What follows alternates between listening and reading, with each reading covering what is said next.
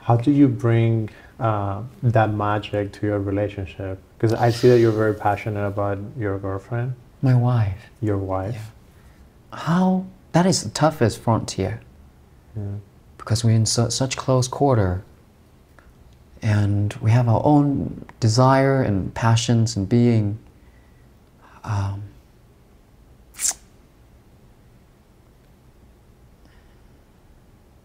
Keep trying. Keep trying. And just look back at the, iPhone these days do that a lot, remind you of the dates that you had together 5 years ago. And just looking at those things just kind of remind me of like, well, we really do love each other. Like put all things aside and let's just learn to work together. And kind of just like, damn, sometimes, the ego kind of just like, I want control, I want to take over. Yeah. But maybe just keep washing dishes, it will help. Put you in perspective. Jeff Bezos washed dishes. So you're like, I'm not this big guy, I'm not this thing, I'm still washing dishes every day. I love washing dishes. You love washing dishes? Yes. Why? It teaches me. It teaches me things, I hate washing dishes. Yeah. It teaches me things. I don't know, everybody have some things. Yeah, but for me, it's like, just my meditations. I don't know. I like seeing the kitchen being clean. It's like a metaphor for cleaning my mind, It's like clean the sink and then clean everything and it feels nice. My home is a small space, 1-bedroom apartment, but my wife and I making an effort to really make it beautiful and lighting, and she's great at designing interior stuff. If you get the honor to see her, she's gorgeous and she's just have this beautiful way of decorating, and I really love that. She teaches me to live more beautifully. And when I'm in my space, I feel clear and feel clarity. Which is yesterday, we just do some cleanings and stuff. Did you find love here in Hollywood? Love? Yeah, because you guys met here? Oh yes, we met on Avatar. Okay.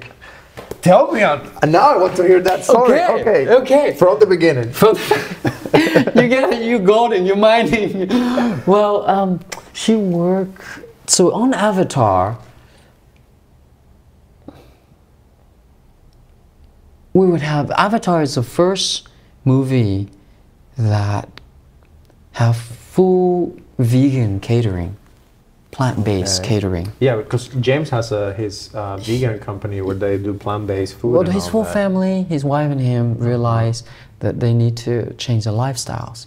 And she, wrote a book called One a Day. I don't know if you read it. I haven't read it, no. But anyway, that's when I start to learn more about veganisms and all that stuff. And so the set cater that, and the chef of that show, that movie, which is Brad and Sandy, maybe you should talk to them too. I would love but they were the chef that catered to Avatar, and their son were James' private chef. And so they were invited to come and cater for the movie. So they're there every day feeding hundreds of people, have run a big teams. And my wife know them so my mother-in-law worked for James' family. And James know both my wife and my mother-in-law, and they were friends with the son and the son's parent, which is Sandy and Brad and Sandy. So they were all chef for James' family. And so they came onto the set and cater, and my wife then got invited. She just came back. She was transitioning in her life and just came back from traveling. And the chef was like, hey, come help us over here. They were family-like. And she was like, yeah, I'll come. And so every day, lunchtime, I would go in there, eat lunch with everybody. The whole crew were there, cast were there, and we were just eating in the room, and then I see her working with the catering team, servings and making sure that we're all taken care of. And it was like buffet style, you have all the vegan stuff, you walk through, and the whole deal. And so I see her working there, and she was just so beautiful, just gorgeous. She's Hispanic, blue eyes and just gorgeous. I was like, I haven't seen such beautiful woman in my life. And I'm one of those guys who's like, when my friends is inside the house doing drugs, drinking alcohol and making love, I'm out training parkour kind of guys where I don't know how to take people out, women out. I don't have any games. I'm just look kind of weird, you know. You don't look weird. I used to. I just wear like sweatpants and stuff. Now I'm like, okay, if I'm going to Axel show, I better show up looking okay. But you see me dressing, you know, you're just running on the street, climbing trees and so on. And so, so I saw her and I was like, wow. And I was like, you know what? Even if I could just be friend with this being, I'll be satisfied. I have no intention.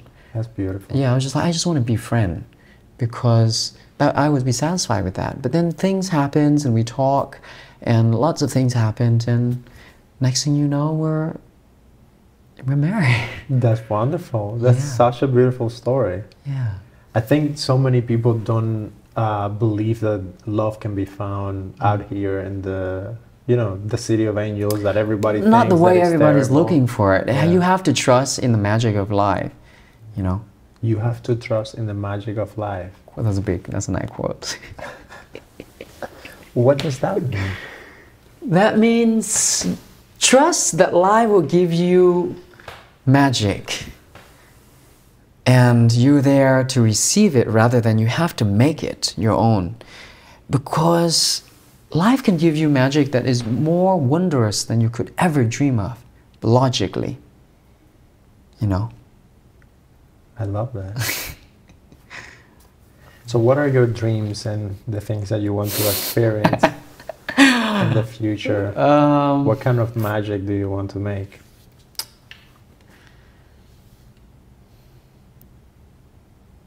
More of these. Authentic connection with people while uplifting and empowering people. Reminding people of the magic of life. The miracle that life is. You know? 14 billion years in the making, and you're sitting here telling me you don't like what's happening. Yeah. Like, enjoy it. Yeah. And then we start from there. Then we make changes, you know? Yeah. Yeah, I think there's so much that is amazing. Like, why do people have to focus on the couple problems that we have? Because we don't see it. We're not taught to see it. Yeah. So, yeah, it's consciousness, right?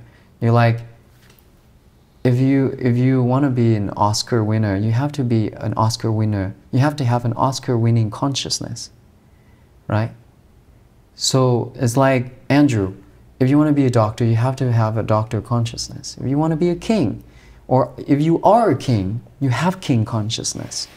So it's like that thing they teach when you believe first and it will happen, you know. Like the consciousness is, I am an Oscar-winning consciousness. You go touch the Oscar, hold the Oscar. I have Oscar-winning consciousness because I was right there with the teams and holding the Oscar. Okay, so it's like, okay, it's normal to me.